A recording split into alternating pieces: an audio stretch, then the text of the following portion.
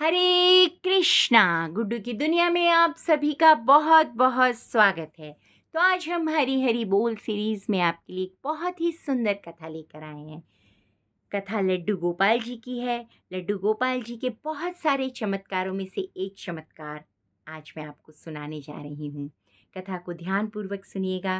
कथा को स्किप कर कर कर ना सुने, अन्यथा कथा आपको समझ में भी नहीं आएगी और उसका फल भी आपको नहीं मिलेगा। तो कथा प्रारंभ करते हैं। कमल किशोर नाम के एक व्यापारी थे जो सोने और हीरे के जवाहरात बनाने और बेचने का काम करते थे।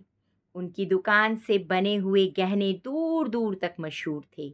लोग दूसरे शहर से भी कमल किशोर की दुकान से गहने लेने और बनवाने आते थे। चाहे हाथों के कंगन हो, चाहे गले का हार हो, चाहे कानों के कुंडल हो, उसमें हीरे और सोने की बहुत सुंदर मीनाकारी होती थी। सब देखने वाले देखते ही रह जाते थे। इतना बड़ा कारोबार होने के बावजूद भी कमल किशोर बहुत ही शांत स्वभाव और सरल व्यक्ति थे। उसको इस माया का इतना रंग नहीं चढ़ा था। एक दिन उसका कोई मित्र उसकी दुकान पर आया, जो कि अपनी पत्नी सहित वृंदावन धाम से वापस आ रहा था। तो उस मित्र ने सोचा कि चलो थोड़ा सा अपने मित्र कमल किशोर को भी दे चलूं। उसकी दुकान पर जब वह पहुंचा तब कमल किशोर का एक कारीगर सोने और हीरे से जड़ित बहुत सुंदर हार बनाकर कमल किशोर को देने के लिए आया था। कमल किशोर उस हार को देख ही रहा था कि उसका मित्र उसकी दुकान पर पहुंचा। कमल किशोर का मित्र अपने साथ वृंदावन से एक बहुत सुंदर लड्डू गोपाल, जिनका स्वरूप अत्यंत मनमोहक था, साथ लेकर आया था। जब उसका मित्र दुकान पर बैठा तो उसकी गोद में लड्डू गोपाल जी विराजमान थे। कमल किशोर लड्डू गोपाल जी के मनमोहक रूप सौंदर्य को देखकर अत्यंत आनंदित हुए। उसने अपने हाथों में पकड़ा हुआ हार उन लड्डू गोपाल जी के गले में पहना दिया और अपने मित्र को कहने लगा कि देखो तो सही, इस हार की शोभा लड्डू गोपाल जी के गले में पड़ने से कितनी बढ़ गई है। उसका मित्र और कमल किशोर आपस में बातें करने लगे। बातों बातों में ही उसका मित्र लड्डू गोपाल जी को हार सहित लेकर चला गया। दोनों को ही पता नहीं चला कि हार लड्डू गोपाल जी के गले में ही पड़ा रह गया है। कमल किशोर का मित्र अपनी पत्नी सहित एक टैक्सी में सवार होकर अपने घर को रवाना हो गए। जब वह टैक्सी से उतरे तो भूलवश लड्डू गोपाल जी उसी टैक्सी में रह गए। टैक्सी वाला एक गरीब आदमी था जिसका नाम बाबू था, जो कि दूसरे शहर से यहाँ अपने परिवार का पालन पोषण करने के लिए टैक्सी चलाता था और वह टैक्सी लेकर काफी आगे निकल चुका था। आज उसको अपने घर वापस जाना था, जो कि दूसरे शहर में था। जब टैक्सी लेकर बाबू अपने घर पहुंचा तब उसने अपनी टैक्सी की पिछली सीट पर देखा तो वह उसका ध्यान लड्डू गोपाल जी पर पड़ा, जो कि बड़े शाही तरीके से पिछली सीट पर गले में हार धारण करके सुंदर सी पोशाक पहनकर बांसुरी हाथ में बांसुरी पकड़े हुए पसर कर बैठे हुए थे।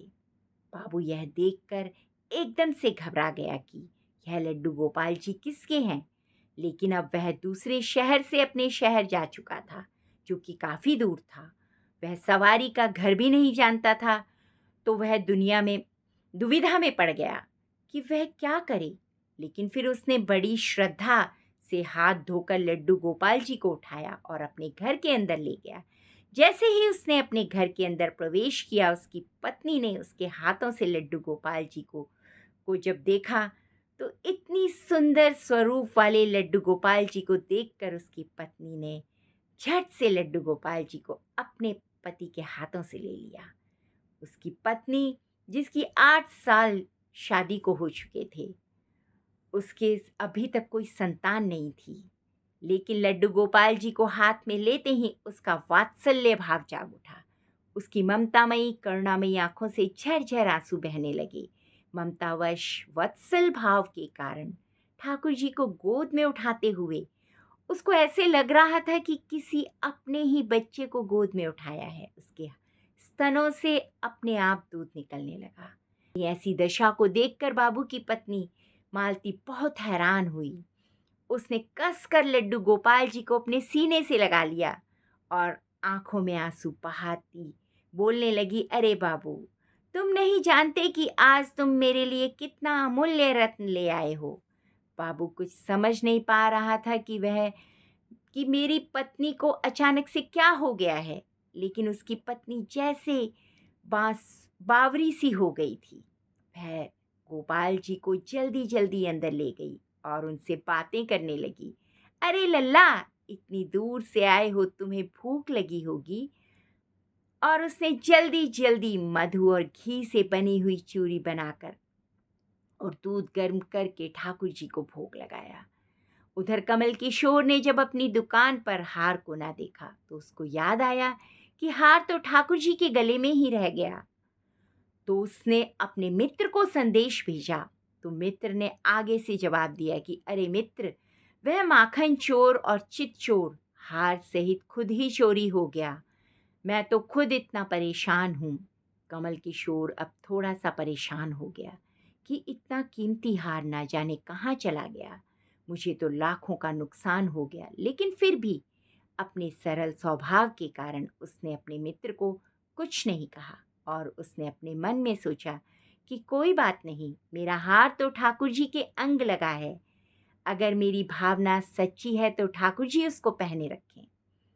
उधर बाबू और उसकी पत्नी मालती दिन रात ठाकुर जी की सेवा करते। अब तो मालती और बाबू को लड्डू गोपाल जी अपने बेटे जैसे ही लगने लगे। लड्डू गोपाल जी की कृपा से अब मालती के घर एक बहुत सुंदर बेटी ने जन्म लिया। इन बातों का श्रेय वह लड्डू गोपाल जी को देते और यह तो हमारा बेटा है और अब हमारी बेटी हुई है। अब हमारा परिवार पूरा हो गया। मालती लड्डू गोपाल जी को इतना स्नेह करती कि रात को उठ उठ कर देखने जाती लड्डू गोपाल जी को कोई कष्ट तो नहीं है। ऐसे ही एक दिन कमल किशोर व्यापार के सिलसिले में दूसरे शहर जाना पड़ा कमल किशोर को, जहाँ पर बाबू रहता था।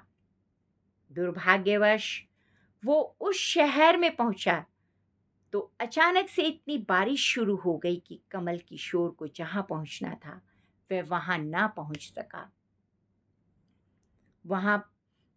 तब वहां बाबू अपनी टैक्सी लेकर आ गया और उसने परेशान कमल किशोर को पूछा, बाबूजी, आप यहाँ क्यों खड़े हैं? ये बारिश रुकने वाली नहीं है। सारे शहर में पानी भरा हुआ है। आप अपनी मंजिल तक नहीं पहुंच पाओगे और ना ही कहीं और रुक पाओगे। मेरा घर पास ही है, अगर आप चाहें तो मेरे घर आ सकते हैं। कमल किशोर, जिसके पास सोने और हीरे के काफ़ी गहने थे, वह अचानक टैक्सी वाले के घर जाने के लिए थोड़ा सा घबरा रहा था, लेकिन उसके पास कोई और चारा भी नहीं था और वह बाबू के घर उसके साथ टैक्सी में बैठकर चला गया। घर पहुंचते ही बाबू ने मालती को आवाज़ दी, आज हमारे घर मेहमान आए हैं, उनके लिए खाना बनाओ। कमल किशोर ने देखा कि बाबू का घर एक बहुत छोटा सा लेकिन व्यवस्थित ढंग से सजा हुआ घर है। घर में अजीब तरह के इत्र की खुशबू आ रही थी जो कि उसके हृदय को आनंदित कर रही थी। जब मालती ने उसको भोजन परोसा तो कमल किशोर को उससे अमृत जैसा स्वाद आया। उसका ध्यान बार बार उस दिशा की तरफ जा रहा था जहाँ पर ठाकुर जी विराजमान थे। वहाँ से उसको एक अजीब सी तरह का प्रकाश नजर आ रहा था। तो हार कर कमल किशोर ने बाबू को पूछा कि अगर आपको कोई ऐतराज ना हो तो क्या आप बता सकते हैं कि उस दिशा में क्या रखा है? मेरा ध्यान उसी तरफ आकर्षित हो रहा है। मेर तो बाबू और मालती ने एक दूसरे की तरफ मुस्कुराते हुए कहा कि वहाँ पर तो हमारे घर के सबसे अहम सदस्य लड्डू गोपाल जी विराजमान हैं। तो कमल किशोर ने कहा, क्या मैं उनके दर्शन कर सकता हूँ? तो मालती उनको उस कोने में ले गई जहाँ पर लड्डू गोपाल जी विराजमान थे। कमल किशोर लड्डू गोपाल जी को और उनके गले में पड़े हार को देखकर एकदम हैरान रह गया। यह तो वही लड्डू गोपाल हैं और यह वही हार है जो मैंने अपने मित्र के लड्डू गोपाल जी को डाला था। कमल किशोर ने बड़ी विनम्रता से पूछा कि यह लड्डू गोपाल जी तुम कहाँ से लाए? बाबू, जिसके मन में कोई छल कपट नहीं था, उसने कमल किशोर को सारी बात बता दी कि कैसे उसको सौभाग्य से गोपाल जी मिले और उनके हमारे घर आने से क्या दुर्भाग्य सौभाग्य में बदल गया।